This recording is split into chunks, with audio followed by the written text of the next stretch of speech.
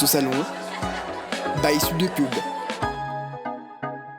Bonjour à tous et bienvenue sur ce nouveau podcast où l'on parle e-commerce et consommation locale.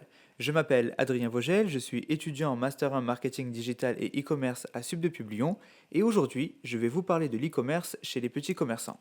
Vous êtes prêts? Alors c'est parti, jingle!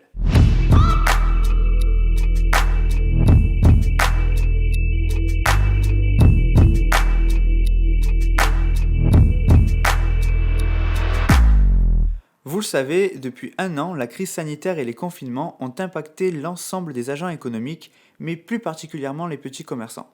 C'est pour cela qu'ils ont dû s'adapter en trouvant des solutions afin d'endiguer les pertes et sauver leur outil de travail. Le digital a été très vite la solution, mais en face, les grandes marques et les grandes plateformes comme Amazon ou Cdiscount étaient déjà présentes sur le marché. L'objectif était donc de rattraper ce retard.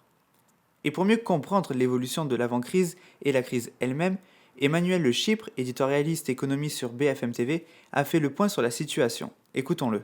Parce que la vraie opposition, elle n'est pas entre les petits commerces et les géants comme Amazon. Elle est entre ceux qui ont réussi à vendre sur Internet et ceux qui ne sont pas présents pour vendre sur la toile. Le boom des ventes le plus spectaculaire en 2020, c'est les ventes sur Internet, mais des petits magasins de proximité près de chez soi. Ce que je trouve intéressant dans cette intervention, c'est que l'on a pour habitude de comparer les géants du web avec les TPE et PME. Finalement, on se rend compte que la comparaison à faire est celle entre les entreprises ayant une présence en ligne ou non.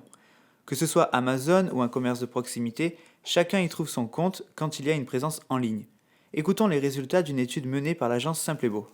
Pour plus de 6 petits commerces sur 10, la présence sur Internet a permis une augmentation du chiffre d'affaires de plus de 20%. C'est à peu près les mêmes chiffres que ceux d'Amazon. Cette étude révèle donc qu'il n'y a pas réellement de concurrence entre les grandes plateformes et les petits commerces, car l'ensemble a vu une augmentation quasi identique de son chiffre d'affaires.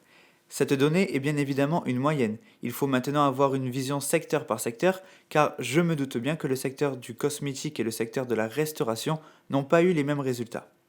Être présent sur Internet, c'est aussi réaliser une stratégie pour atteindre nos objectifs. La présence en ligne ne correspond pas à avoir obligatoirement un site e-commerce, on se rend compte qu'avoir un site vitrine peut également attirer des visiteurs vers son commerce. C'est donc une stratégie d'acquisition. Écoutons ce qu'Emmanuel Le Chypre explique à ce sujet. On avait des petits commerces qui étaient très peu présents sur la toile. Mais il faut bien mesurer l'effort qu'ont fait nos petits commerçants pour s'adapter. En 2018, il n'y avait que 3 petits commerces sur 10 qui vendaient en ligne.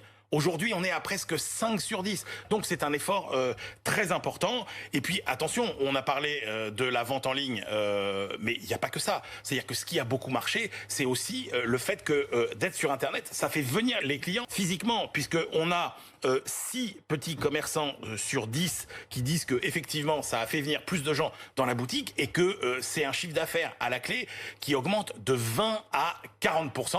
Alors ces petits commerces, ils ont fait quoi? Soit ils se sont mis, vous savez, sur les plateformes qui étaient notamment créées par les villes, ou bien ils ont carrément créé eux-mêmes leur site internet, et ça c'est important.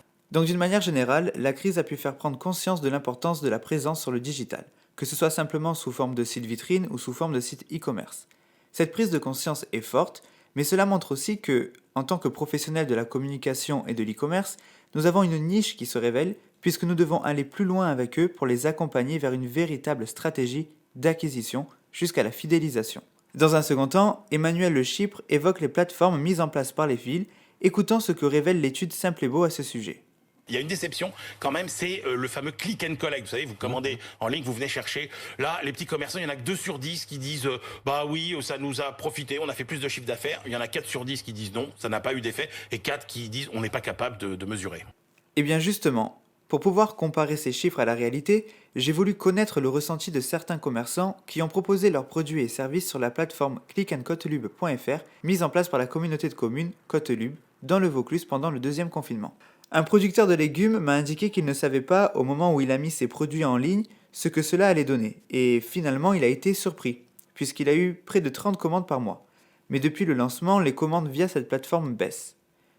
Un autre commerçant qui vend des vêtements, quant à lui, a été très déçu, car il est difficile de se différencier quand il y a d'autres commerçants concurrents sur la plateforme. Et les commandes ont été réalisées qu'à la sortie de la plateforme, et depuis, il est rare que des personnes commandent en click and collect. Mais il y a aussi le fait que la communication autour de cette plateforme a été éphémère, car il n'y a qu'une communication pour acquérir, mais il n'y a pas une réelle stratégie sous la méthode art. Pour renforcer la visibilité des petits commerces, il est important d'apporter une réelle stratégie de communication, pour éviter que l'investissement ne soit qu'éphémère et qu'un commerce prenne du retard face à une concurrence en constante augmentation. Pour conclure ce podcast, je dirais que le monde change, que la façon de vendre et d'échanger évolue. Mais en tant que professionnels du digital, nous avons un rôle important à jouer, puisque notre objectif est de convaincre les commerçants de s'adapter au digital, mais je pense que nous ne devons pas oublier de garder une certaine proximité humaine et locale afin d'éviter d'être acteurs d'une transition 100% digitale, où le risque est que les commerces locaux n'existent plus physiquement. Voilà, c'est la fin de ce podcast. Je remercie tous les commerçants qui ont voulu témoigner sur ce sujet. Merci à vous de m'avoir écouté, et puis je vous dis à très bientôt. Ciao. Tous au salon, by Sud de Pub.